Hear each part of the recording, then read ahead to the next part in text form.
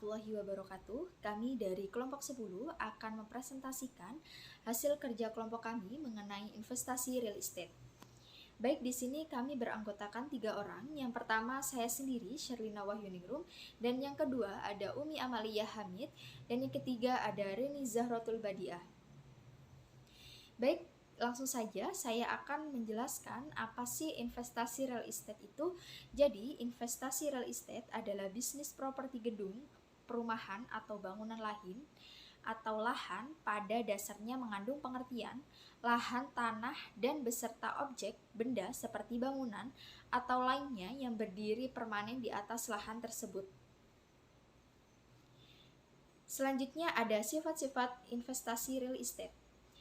Jadi, sifat-sifat investasi dalam real estate berbeda dengan efek atau sekuritas karena dalam real estate, investor dapat mengendalikannya, sedangkan dalam sekuritas, investor tergantung dari pasar yang sebagian besar di luar kekuasaan untuk mengendalikannya. Sifat-sifat investasi real estate terkandung dalam jenis-jenis properti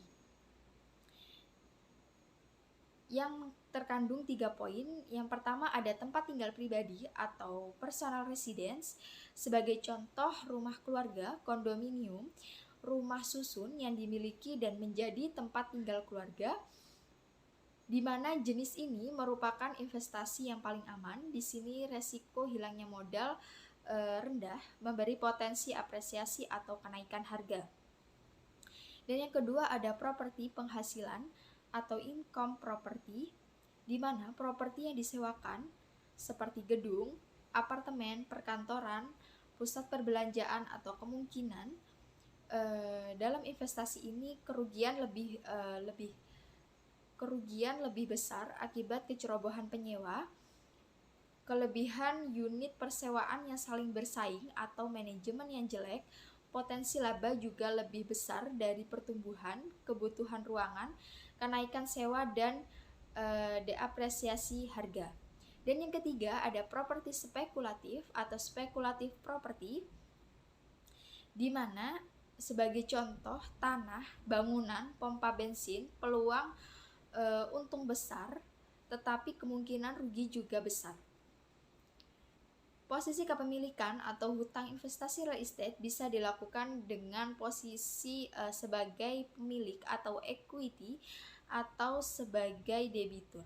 Investasi dalam bentuk hutang real estate dapat berupa hipotek atau mortgage dan perjanjian trust atau deed of trust.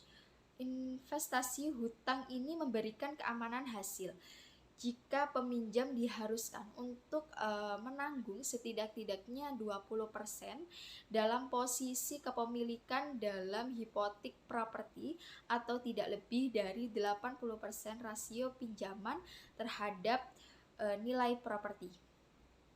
Selanjutnya ada posisi kepemilikan atau hutang. Di dalam investasi real estate bisa dilakukan dengan posisi sebagai pemilik equity atau sebagai debitur. Investasi dalam bentuk hutang real estate dapat berupa hipotek atau mortgage dan perjanjian trust atau deeds of trust.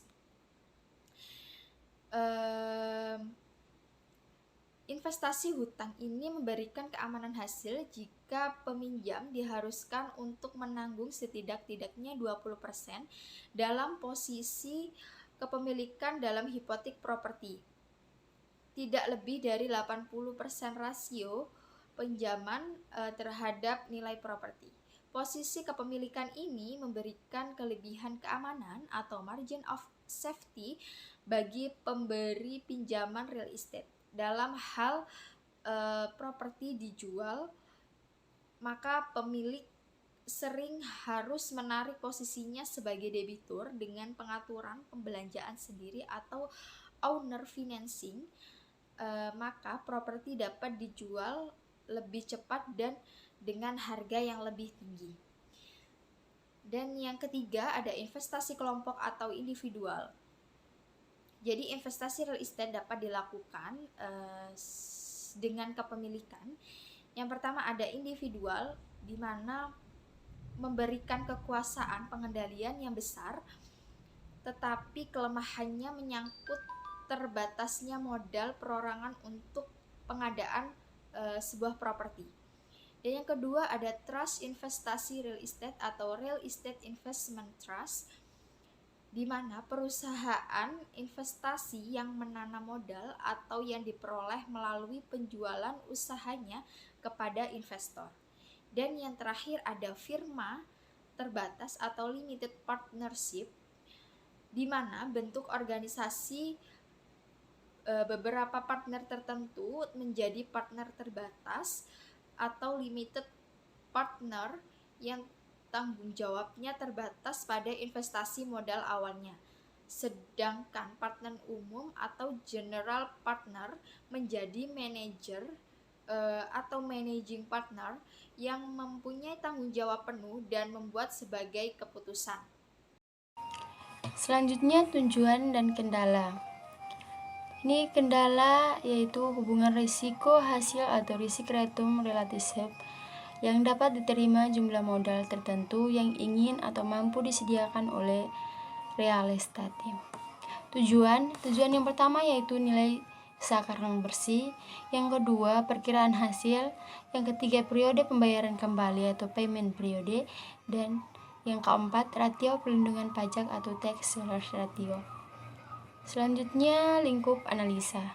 Sini lingkup analisa investasi real estate menyangkut 4 faktor utama, yaitu yang pertama fisik properti, yang kedua hak dan properti, yang ketiga jangka waktu investasi, dan yang keempat wilayah geografis.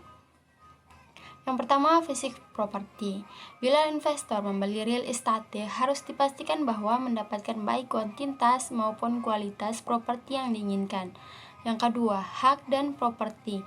Dalam pembelian real estate, investor sebaiknya tidak membeli fisik properti. Yang ketiga, jangka waktu investasi. Sini jangka waktu harga real estate bisa naik turun dalam menilai apresiasi dan depresiasi investasi real estate perlu ditentukan kerangka jangka waktunya. Yang keempat atau yang terakhir yaitu wilayah geografis. Real estate adalah komoditi tempat. Nilainya berhubungan langsung dengan apa yang terjadi di lingkungannya. Oke, selanjutnya determinan nilai. Nilai real estate ditentukan oleh 4 faktor determinan utama, yaitu yang pertama, permintaan yaitu keinginan dan kemampuan orang untuk membeli atau menyewa suatu properti tertentu. Umumnya permintaan berasal dari 3 sumber pokok. Yang pertama dasar ekonomis, yang kedua sifat kependudukan, yang ketiga pembiayaan. Nomor 2, penawaran. Penawaran yaitu analisa penawaran real estate pada hakikatnya menyangkut penilaian atau persaingan. Yang ketiga, properti. Nilai jual atau sewa dari suatu properti tidak hanya ditentukan oleh permintaan dan penawaran atau oleh kebutuhan dan harga. Dalam real estate, properti itu sendiri merupakan faktor yang berdiri sendiri karena memiliki nilai kegunaan dan kemanfaatan sendiri. Yang keempat, proses pengalihan atau transfer properti. Di sini diperlukan peningkatan promosi dan perbaikan negosiasi. Perkiraan nilai pasar. Dalam memperkirakan nilai pasar, real estate dikenal 3 pendekatan, yaitu yang pertama pendekatan biaya, didasarkan atas pemikiran bahwa investor tidak perlu membayar harga properti yang lebih besar daripada biaya untuk membangunnya lagi dengan harga-harga tanah, tenaga, dan bahan bangunan saat ini. Pendekatan ini hanya cocok untuk bangunan relatif baru. Yang kedua, pendekatan penjualan komparatif menggunakan harga-harga jual dari properti yang serupa sebagai variabel masukan pembanding. Dan yang ketiga, pendekatan penghasilan, yaitu menggunakan prinsip kapitalisasi yang secara teknis berarti mengubah aliran penghasilan mendatang ke dalam nilai sekarang. Cukup sekian presentasi dari kelompok 10. Apabila ada yang mau bertanya, silahkan. Wassalamualaikum warahmatullahi wabarakatuh.